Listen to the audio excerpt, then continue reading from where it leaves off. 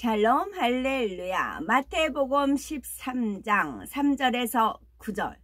예수께서 비유로 여러 가지를 그들에게 말씀하여 이르시되 씨를 뿌리는 자가 뿌리러 나가서 뿌릴새 더러는 길가에 떨어짐에 새들이 와서 먹어버렸고, 더러는 흙이 얇은 돌밭에 떨어짐에 흙이 깊지 아니하므로 곧 싹이 나오나 해가 돋은 후에 타서 뿌리가 없으므로 말랐고, 더러는 가시떨기 위에 떨어짐에 가시가 자라서 기온을 막았고, 더러는 좋은 땅에 떨어짐에 어떤 것은 100배, 어떤 것은 60배, 어떤 것은 30배의 결실을 하였느니라. 귀 있는 자는 들으라 하시니라. 아멘. 제목은 마음밭을 개간하자 첫 번째입니다. 예수님께서 사람의 마음을 밭에 비유하신 이유와 어떠한 밭으로 마음을 개간해야 풍성한 열매를 맺을 수 있는지 살펴보겠습니다. 첫째, 풍성한 수확을 하려면 마음밭을 점검해야 합니다. 땅에 씨를 심고 가꾸면 싹이 나고 자라서 열매를 맺습니다. 물과 햇빛, 온도, 영양분을 알맞게 조절해 주면 씨앗은 싹을 틔우고 무럭무럭 자라서 열매를 맺지요. 죽어있는 것 같은 씨앗에서 싹이 돋고 그 싹이 자라서 열매를 맺으니 이 얼마나 경이로운 일입니까? 이는 하나님께서 창조하신 자연의 법칙입니다. 똑같은 품종의 씨를 심고 동일한 공을 들여 가꿔도 어떤 땅에서는 열매가 풍성하게 맺히고 어떤 땅에서는 적게 맺힙니다. 왜 그럴까요? 땅마다 토질이 다르기 때문입니다. 어떤 땅은 비옥하여 생산력이 높지만 어떤 땅은 척박하여 생산력이 낮지요. 영적인 땅에서도 이런 차이가 납니다. 여기서 땅은 바로 사람의 마음을, 씨는 하나님의 말씀을 뜻합니다. 하나님께서는 자녀들의 마음에 끊임없이 말씀의 씨를 심으십니다. 말씀이 사람의 마음에 심기면 영육간의 열매를 맺지요. 팔복, 성령의 열매, 빛의 열매와 같은 영적인 열매도 맺고 물질, 축복, 건강, 축복 등 육적인 열매도 맺습니다. 그런데 우리 중에서 나에게는 열매가 더디 맺히는 것 같다라거나 너무 적게 맺힌다라고 생각하는 분이 계시는지요? 혹은 맺힐 기미조차 안 보이는 분은 안 계시는지요? 그렇다면 얼마나 안타까운 일입니까? 만약 이런 경우들에 해당한다면 우리의 마음밭을, 우리의 밭, 곧 마음밭의 상태를 잘 점검해 보아야 합니다. 두 번째, 마음을 밭에 비유한 이유가 있습니다. 예수님께서는 영적인 것을 쉽게 이해하도록 육의 것들을 비유 들어 말씀하시곤 했지요. 마태복음 13장 3절에서 9절에 나오는 씨 뿌리는 비유, 곧 밭의 비유도 그 중에 하나입니다. 밭이 다양하듯이 사람의 마음도 다양합니다. 사람마다 얼굴이 각양각색이듯 마음도 각양각색이지요. 그래서 성격, 사고 방식, 행실 등에도 차이가 납니다. 똑같은 상황에 처해도 사람마다 다르게 반응하지요. 예를 들어 어떤 사람은 고집이 셉니다. 다른 사람이 더 좋은 것을 가르쳐 주어도 자신의 뜻을 쉽게 굽히지 않지요. 반면에 어떤 사람은 다른 사람들의 의견을 잘 받아들입니다.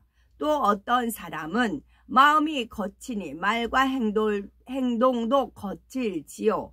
어떤 사람은 언행이 유순합니다. 이런 차이는 모두 마음에서 비롯됩니다. 마음은 눈에 보이지 않습니다. 그런데 예수님은 사람의 마음을 눈에 보이는 밭에 비유하셨지요. 대표적인 마음의 유형 4가지를 분류해서 설명해 주셨지요. 이 마음의 차이는 각 사람의 삶의 차이를 가져옵니다. 특히 신앙생활에 큰 영향을 미칩니다. 마음밭에 따라서 영으로 들어가는 속도의 차이가 날 수가 있습니다. 그러므로 자신의 마음에 대해 잘 파악하고 개선하는 것이 꼭 필요하지요. 하나님께서는 사람을 흙으로 지으셨습니다.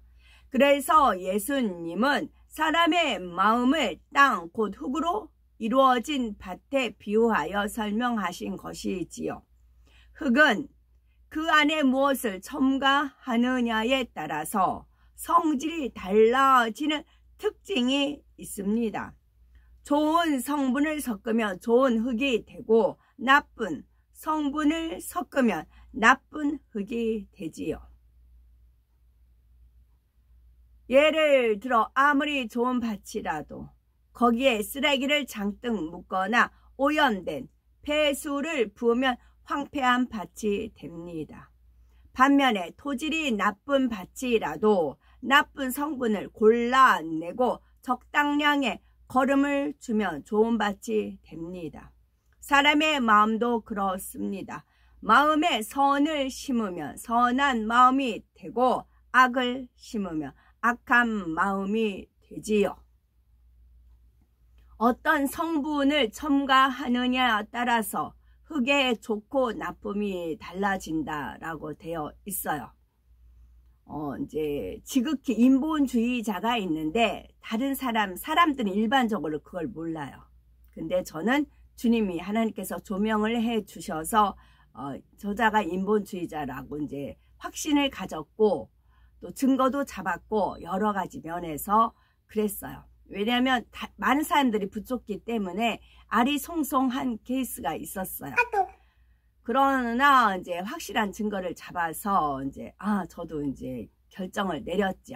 근데 많은 사람들은 그걸 모르고 그 사람 설교를 본따요.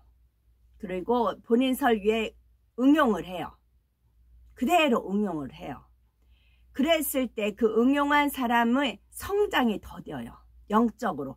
처음에는 이게 풍성한 것 같아요. 그 사람의 매끄러운 설교로 본을 따서 그 설교를 그대로 하기 때문에 처음에는 풍성한 것 같아요. 입만 무성해요. 열매는 없어요. 성령의 열매는 없어요. 성령의 주관이 아니고 인본주의의 주관에 따라 설교하기 때문에 입만 무성합니다. 입만 무성한 거를 본받아서 나도 저렇게 왕성해야지, 이름 있어야지, 인기 끌어야지 해서 그 사람 설교를 본따요. 그러면 입만 무성해요. 그 안에 가면 어떻게 해요? 열매가 없어요. 그래서 주님은 그 이제 나무를 저주하는 그 대목이 나오잖아요. 열매를 취하지를 못해서 그렇잖아요. 그런 케이스가 있어요. 요즘 그런 게 지금 많이 눈에 두드러집니다.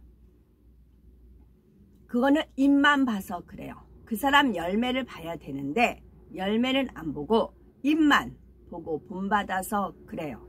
그러면 안 돼요. 성령으로 시작을 해야 됩니다. 하나님 말씀으로 하나님께 기도하면서 성령의 주관을 따라 말이 어눌하더라도 비유가 빈약하다 할지라도 하나님 말씀으로 하나님 말씀을 풀어야 됩니다. 입만 무성한 자의 설교를 본받으면 안 된다고요. 그럼 본인의 영적 성장이 정지가 됩니다. 그래서 좋은 성분을 섞으면 좋은 흙이 되고 나쁜 성분을 섞으면 나쁜 흙이 됩니다. 지금은 드러나지 않아요. 그러나 시간이 지나면 드러나게 되어 있습니다. 본인도 나중에 영적으로 침체에 빠집니다. 하나님 말씀이기 때문에 그래요. 세 번째, 마음밭을 개간해야 하는 이유입니다. 하나님께서 첫사람 아담을 만드셨을 때 아담의 마음은 옥토 같은 마음이었습니다. 악이 없고 진리의 지식으로만 채워진 부드럽고 고운 마음이었지요. 하나님께서 만들어주신 에덴 동산 안에서 아담과 하와는 하나님의 뜻에 순종만 하면서 평화롭게 살았습니다.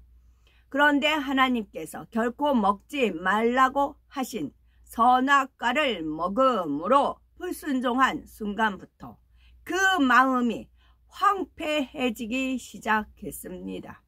즉 죄를 범함으로 그 영이 죽으면서 하나님과의 교통이 끊어졌습니다. 이제는 원수 마귀 사단의 음성을 듣게 되었지요. 원수 마귀 사단은 아담의 마음에 미움, 시기, 질투, 혈기, 반단, 정죄 등 비진리를 하나 둘 심어 주었습니다. 그 결과 육신의 생각은 사망이고 하나님과 원수가 되어 인본주의자는 하나님과 원수예요.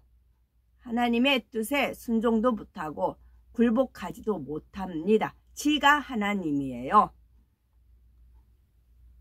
그런 자의 설교를 본받으시면 안 돼요. 그 결과 아담의 옥토밭은 오랫동안 경작하지 않아서 잡초가 무성하고 척박한 묵은 밭으로 변하고 말았습니다. 부드러운 밭이 아닌 단단하고 거친 밭이 되었지요. 아담의 범죄 이후 아담의 후손들은 모두 이런 묵은 밭에 마음을 가지고 태어납니다. 물론 모든 사람이 그렇다는 것은 아닙니다. 간혹 옥토 같은 마음을 가지고 태어나는 사람도 있습니다. 사람은 조상과 부모의 기를 받고 태어나기 때문에 부모의 외모나 체질은 물론 성품까지 담습니다. 또 어떤 부모에게서 어떤 기를 받고 태어나느냐에 따라 마음밭이 다르게 형성되지요.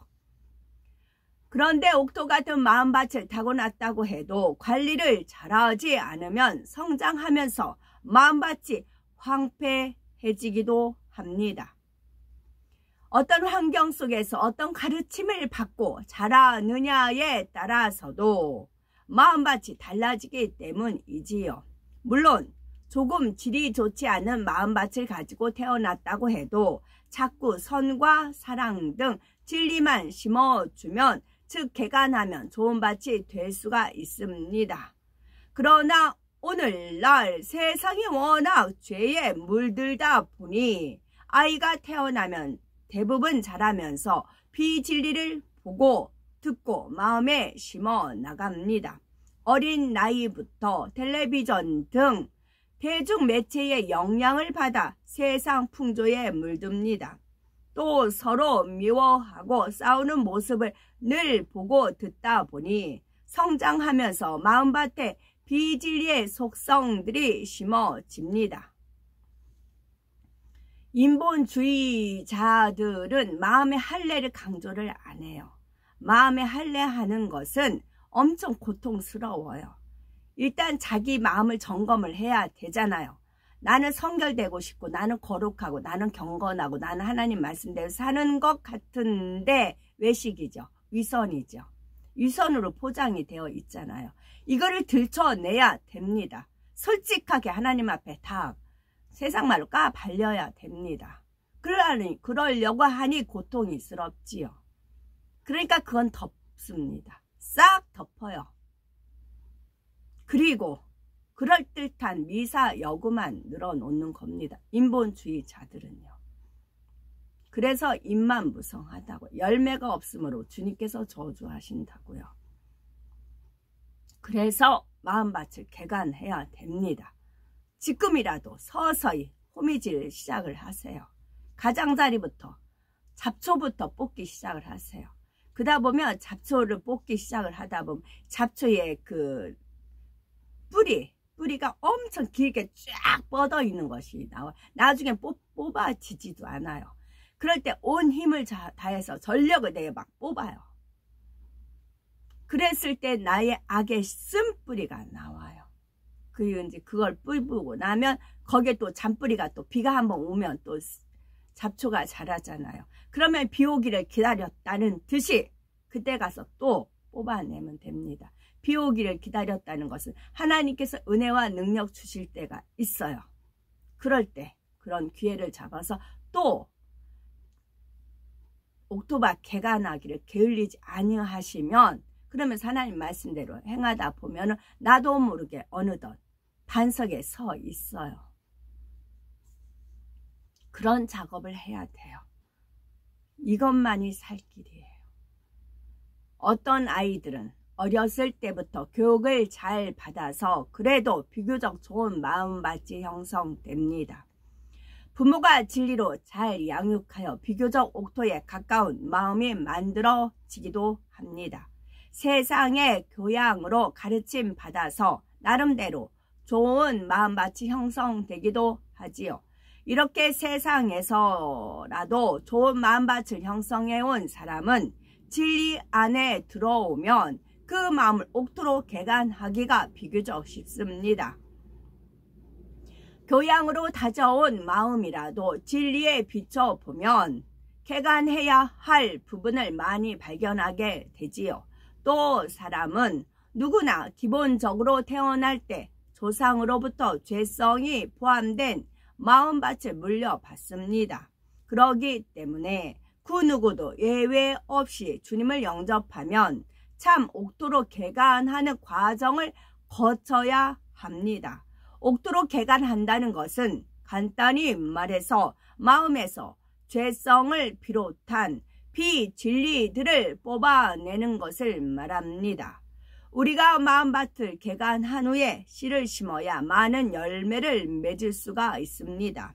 마음밭이 길가밭, 돌밭, 가시떨기 밭이라면 하나님의 말씀이 온전한 열매를 맺히기 어렵습니다.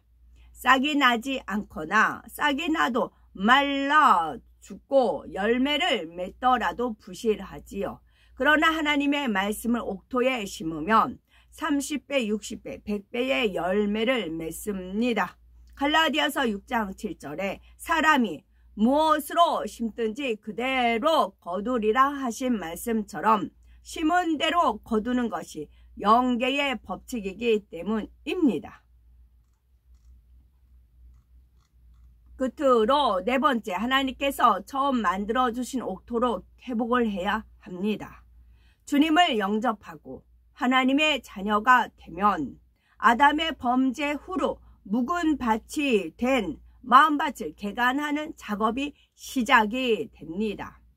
물론 주님을 영접한다고 해서 곧바로 묵은 밭이 옥토가 되는 것은 아닙니다. 교회에 다니게 되면 하나님의 말씀을 들으면서 자신의 마음에 어떤 비진리가 있는지 하나하나 발견하게 됩니다. 잡초를 한 포기, 두 포기 뽑아내듯 비진리를 하나둘 뽑아내면 점점 마음밭이 개간되어 옥토로 변합니다. 악이 없고 선한 고운 마음, 하나님 말씀에 순종만 하는 진리의 마음이 되지요. 물론 마음밭을 개간하는 과정에는 수고가 따릅니다. 또한 각자 마음밭의 상태에 따라 개간이 비교적 빨리 되기도 하고 조금 더디 되기도 합니다. 중요한 것은 하나님의 능력으로는 옥토로 만들지 못할 밭이 없다는 것입니다. 또 풍성한 수확의 기쁨에 비하면 개간하는 수고는 아무것도 아니지요. 그런데 오랫동안 교회에 다녔는데도 주님을 만나기 전에 마음밭 그대로 갖고 있는 경우들이 있습니다. 또는 어느 정도 개간했는데 중간에 멈춰서 다시 잡초가 무성하게 자라고 돌멩이가 더 깊이 박혀 들어간 밭도 있지요. 가시떨기의 줄기만 베어내고 뿌리는 그대로 두어서 열매를 많이 맺지 못하는 경우도 있습니다.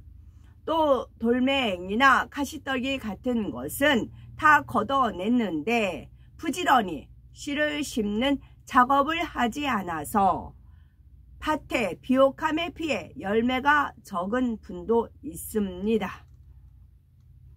길가 밭을 제외하고 대부분의 밭은 씨를 심으면 그대로 싹이 듭니다. 어느 정도 열매를 맺는 밭도 있지요. 또 토질은 조금 좋지 않아도 거름을 많이 주면 밭의 상태에 비해서 열매가 많이 맺힐 수도 있습니다. 하나님의 말씀, 생명의 말씀, 권능의 역사, 아버지 하나님의 넘치는 은혜가 바로 거름과 같은 역할을 하지요. 그런데 아직 온전한 옥토가 되지 않았는데도 일정 수준에서 안주하여 더 이상 마음밭을 개간하지 않는다면 얼마나 안타까운 일입니까? 창세기 3장 23절에 여호와 하나님이 에덴 동산 안에서 그 사람을 내어 보내어 그의 근본된 토지를 갈게 하시니라 했습니다. 하나님께서는 범죄한 아담과 하와를 에덴 동산에서 이 땅으로 내어 보내셨지요. 그리고 땅을 경작하여 식물을 먹고 살도록 하셨습니다. 여기서 근본된 토지를 갈게 하셨다는 것은 영적으로 우리 마음밭을 개간하게 하셨음을 의미합니다. 따라서 하나님의 자녀들은 이 땅에 있는 동안 열심히 마음밭을 개간해서 옥토로 회복시켜야 하는 것입니다. 우리가 마음밭을 경작하다 보면 그 밭에서 참으로 아름답고 화려한 꽃을 피울 수도 있습니다. 그런데 경작의 궁극적인 목적은 꽃을 피우는 것이 아니라 풍성한 열매를 맺는 것이지요. 그러기 때문에 마음밭의 개간을 멈추어서는 안 됩니다. 반드시 하나님께서 처음에 만들어 주신 옥토로 회복해야 합니다. 이렇게 마음밭을 옥토로 만들면 심은 대로 풍성한 열매를 거둘 수가 있습니다. 그러면 아버지 하나님의 모든 섭리도 더 신속하게 창대하게 이루어지지요. 앞으로 하나님의 섭리가 이루어지는 것이 눈앞에 보이더라도 마음밭을 개간하는 일을 소홀히 하지 마시고 반드시 아름다운 옥토로 만들어 어디서 무엇을 하든지 풍성한 열매로 하나님께 기쁨을 드리고 많은 영혼을 살리고 윤택하게 하는 우리가 되어야 되겠습니다. 아멘.